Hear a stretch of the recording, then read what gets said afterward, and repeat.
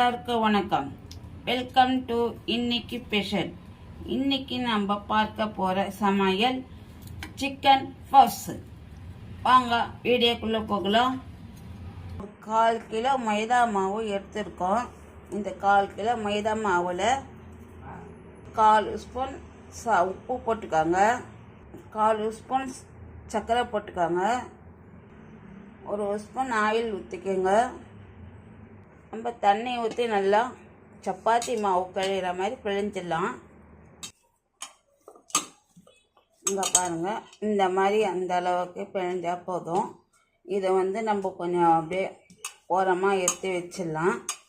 Chicken ஒரு 4 பீஸுங்க. 4 piece எடுத்து நம்ம இப்படி